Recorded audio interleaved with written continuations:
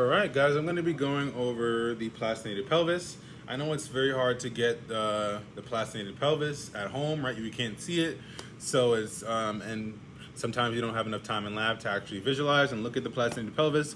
So I'm going to create a video for a little bit of a breakdown of the structures and kind of how to conceptually visualize them and understand what's going on. So right now we're looking at the pelvis, right, and the perineum more so.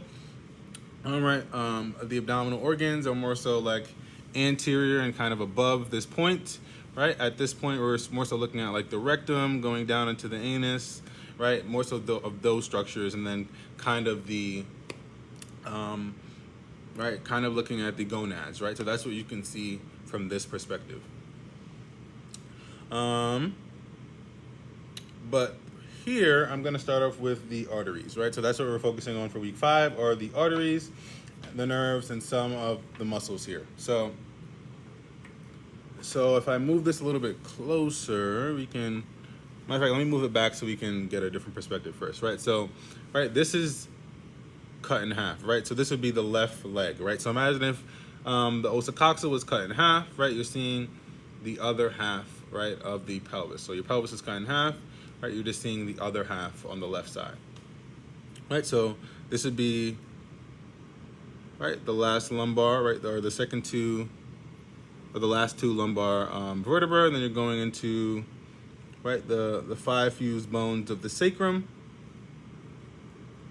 and then we have the coccyx down here. And then we can see parts of the spinal cord here, right? But I just want to show you where we are and how we're kind of oriented so we can understand what's going on, right? So when we're looking at the plastinated pelvis, this point, right, this most superior point right here, this is going to be the last portion of the abdominal aorta, right? So abdominal aorta, that's this structure right here, abdominal aorta. So I'm going to turn it just so we can see it a little bit better. Move it closer, right? That is the abdominal aorta. So that is what we're seeing there, abdominal aorta.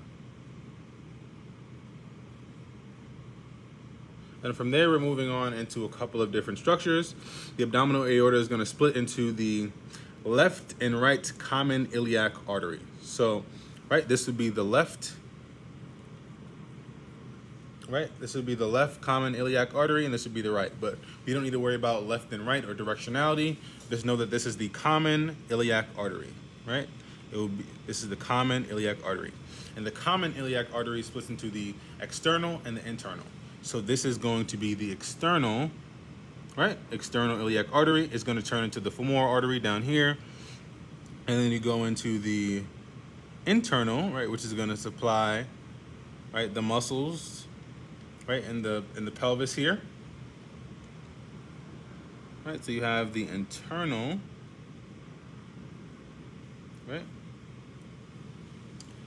And then we also have the obturator artery. So coming off of the internal iliac artery, we have the obturator artery, right? So you can see it back there.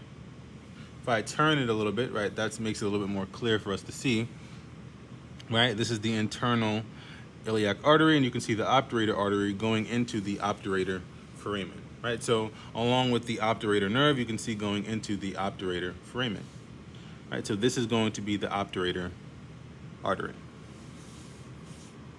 Right, so you have that coming off the internal iliac artery. We have the obturator artery. We also have the internal pudendal artery. The way I like to memorize it is by looking at where the sciatic nerve is, where the sciatic nerve is. So the sciatic nerve would be down here, right? This is the lumbosacral plexus that we're seeing, and the sciatic nerve is going to be one of the major branches that is the convergence of the lumbosacral plexus.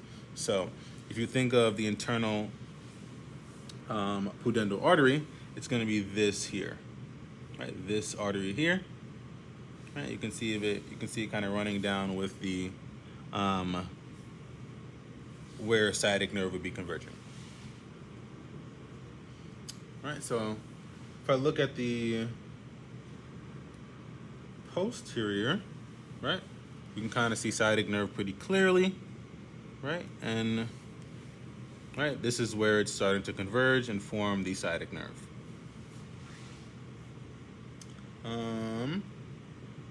moving on, right? So this is sciatic nerve. I'm going to show you pudendal, right? So pudendal, this would be the pudendal nerve here, right? This would be the pudendal nerve, right? Right, pudendal nerve.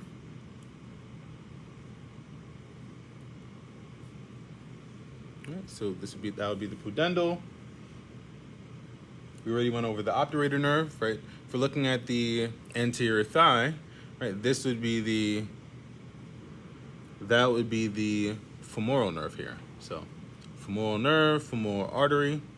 You can't see any veins here, but this would be that would be those structures there. And we have a couple of different muscles that we're going to go over for the pelvis, and I'm going to start off with iliacus. So if we're looking from this perspective, I'm going to move it back just so we can see it a little bit better. Right, so the muscle that is directly on top of the ilium, right, iliacus. Right, so if I turn it there, right, iliacus. Right, so that's iliacus. Right, if you think of the ilium, if you think of the iliac crest, right, so from the iliac crest and covering the ilium, right, you're gonna have the iliacus. And then for the obturator internus, the muscle that's covering the obturator foramen, right, that's going to be that muscle, right? So this is going to be obturator internus. Right, this muscle here is going to be obturator internus. For piriformis, you can kind of see piriformis from the inside of the pelvis, right, from this perspective, right? This muscle here would be piriformis, right? Right behind where sciatic nerve is converging and right behind where we can see the internal pudendal artery, right? But if I move on to the posterior, we can see it a lot more clearly, right? We can see it a lot more clearly. This is piriformis, right? And we can also see a couple of different muscles that we need to know, which are coccygeus and levator ani. So what I like to do for coccygeus is remind you that, right, a lot of these names in anatomy, they're known for the position, or they're either known for the position, function, right, or just a general name, right? So, right, but this muscle coccygeus is known for, right, its location near the coccyx. So if we look at the coccyx here, right, this is the coccyx. Right, this structure here is the coccyx, right? So this muscle here is coccygeus, right? So coccygeus, and then directly right on the floor, right, on the floor of the pelvis is levator ani, and it's going to be raising the rectum, right? So, right, levator ani, right? So levator ani, coccygeus, right? So make sure we can differentiate those and know the difference, right? So, and inside of the actual donor lab, coccygeus is going to have that white tendinous film, whereas levator ani is going to be more pinkish, and you can kind of tell the difference between the two just on the discoloration.